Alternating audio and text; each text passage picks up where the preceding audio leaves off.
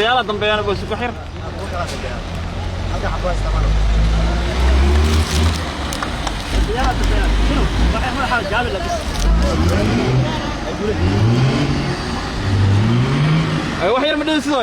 marka ugu horeysa waxaan rabaa inaan halkan dardaaran uga jeediyo iyo mahadcelin dhammaan ciidamada badbaado qaran meel kasta oo ay joogaan waxaan rabaa inaan halkan ka hambalyeyno shacabka Soomaaliyeed ee muddooyinkii la soo dhaafay ee aad ogeydeen dhibaatooyinku ay haysteen sida dhibaatadii ku soo wajahneed looga badbaadiyey waxaan rabaa iyagana maanta inaan halkan aan iraahdo waa mahadsantihiin meel kasta oo aad joogtaan dhammaan waxaan rabaa inaan idinkala dardaarmo maanta in aad fulisaan amarkii ra'iisul wasaaraha waxaan la hadlayaa markaas ciidamada badbaado qaran inaad fulisaan amarkii ra'iisul wasaaraha ee ahaa wada shaqaynta si doorasho xalaal ah ay dalkan uga dhacdo 2 bilood ee soo socota waxaana rabaa in aad dib ugu noqotaan waajibaadkiinii difaac ee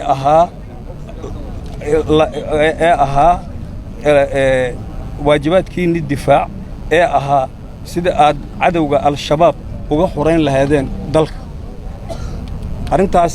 waxaad ogtihiin in ra'iisul wasaaraha iyo guddiga ciidanka badbaado qaran ay is arkeen lagana wada hadlay arrimaha ku saabsan ciidankan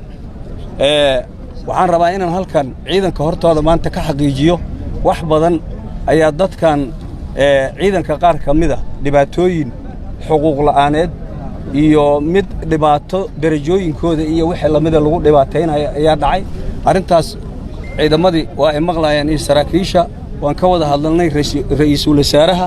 waxaana la xallin doonaa 2 toddobaad ee soo socota arrintaas sidaas daradeed waxaan idinkula dardaarmaynaa inaad dib ugu noqotaan difaacyadiinni waxaad gudateen waajib dastuuriya oo aad u dhaarateen oo ah kii dadka iyo dalka iyo diintuba idinka sugayeen ciddii aan fulin ayadoo dhaartii u burisay cid gaara inay u adeegto ayaday u taalla laakiin adinka waxaan idinkaga mahad celinaynaa waajibaadkii aad u dhaarateen ee sida sharcigu qabo aad u fuliseen taasoo ah inaad ilaalisiin dastuurka dalka u yaalla iyo qarannimada Soomaaliyeed inaad ilaalisiin waa idinkaga mahad celinaynaa arrintaasi marka waa dardaaran aan u jeedinayno ciidanka inay furimahoodii ku noqdaan difaaciyadoodii ay ka qayb qaataan waajibaadyadoodii ay la wadaageen ciidamada qalabka sida gaar ahaan ciidanka xoogga dalka Soomaaliyeed ay fuliyaan wixii xaq iyo xuquuq ka maqan cid kamida ciidanka haday jirtana sida aan sheegay iyadoo la fulinayo amarka ra'iisul wasaaraha ayay fuli doontaa 2 toddobaad ee soo socota taas markaan intaas uga baxo waxaan rabaa inaan halkan ka sheego annaga ciidankan dad badan ayaa waxay ka hadleen waxyaalo aysan xaq u lahayn waxay turjumeen wax been qaar waxay sheegeen inay maleeshiyaad magaalada yimid ay yihiin qaar ay yihiin tiro yar oo magaalada soo gashay waxba kama jiraan ciidankan waa awoodii ugu weyneed ciidamada qalabka sida mana ahan hadda waxa meesha taagan xoogga dalka Soomaaliyeed kaliya waxay ka kooban yihiin noocyada ciidamada qalabka sida 4 ciidan ay ka kooban yihiin ciidan ku jiro ma jirto cid kastana waxay u timid halkan inay fuliso waajibaadka ka saaran dalkan ee ay u dhaaratay waana fushay sida aad ogtihiin insha Allah taala wixii ka dhimanna waa fuli doonaa hadii cid ay timaado isku dayda inay ayadu xaq darro raadsato dalkan xaq darro hore looga soo daalay dhibaato iyo muddo iyo waqti la korsado iyo xukun la isku dhajiyo waa ogtihiin qaran awood leh oo Afrika iyo adduunka oo dhan laga yaqaan lahayn wuxuu ku burburay waxay ahayd xukun jacayl marka xukun jacayl maaha suuragal cid laga aqbalayana ma jirto cid kasta waxaan ugu baaqaynaa sanduuq ayaa halkaas la dhigaya inay nasiibkeeda ay sugto sanduuqaasna waxay ka hesho ay wax ku xukunto laakiin cid boob wax ku xukumi karta ma jirto cid boob laga yeelahuna ma jirto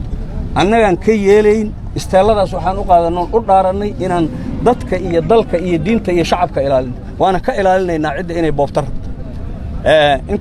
taasna waa middaas waxaan rabaa inaan halkan aan uga mahad celiyo si gaara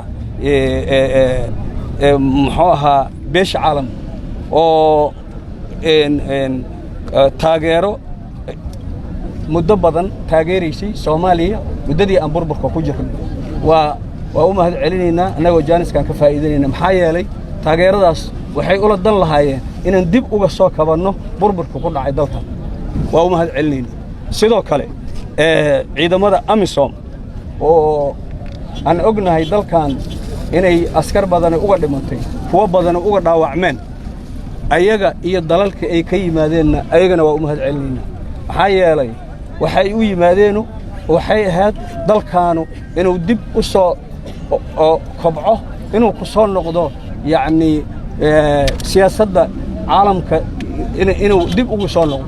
intaasay ka shaqaynayeen waa mahadsan yihiin waana isgarabsan doonnaa difaacana waa ku wada jirnaa insha allahu howlgalka cadowga looga hor jeedana waa ka wada qayb qaadan doonnaa taasna intaas markaan uga gudbo waxaan rabaa inaan halkan haddana aan idhaahdo dadkan aad u jeedaan oo ciidamada qalabka sida dadaa dalkan u soo dhintay u soo dhaawacmay kuwii u dhintay difaaca dalka waxaan leeyahay ilaahay ha u naxariisto kuwii u dhaawacmayna ilaahay ha caafiyo taasna middaasaan leeyahay ugu dambayn warkayga waxaan ku soo gaabinayaa cid kasta oo Soomaaliya oo muwaadin Soomaaliyeed ee dalkan u dhashay xaqaas mas'uuliyadda saaran mas'uuliyadduna waxay ka saaran tahay dalkan iyo dadka iyo diinta inuu nin walba oo waajibaadkiisa ka guto xooggiisa ku bixiyo dhiiggiisa ku bixiyo fikirkiisa ku bixiyo marka waxaan idin leeyahay oo dhammaantiin idinkula dardaarmaya aan ilaalinno midnimada iyo qarannimada Soomaaliya taasaana deeqda taasaan sharafkii iyo karaamadii dalkan iyo dadkan oo ilaahayeen ay ku soo noqon kartaa aad iyo aad u mahadsantihiin wassalaamu calaykum waraxmatullaahi wabarakaatuh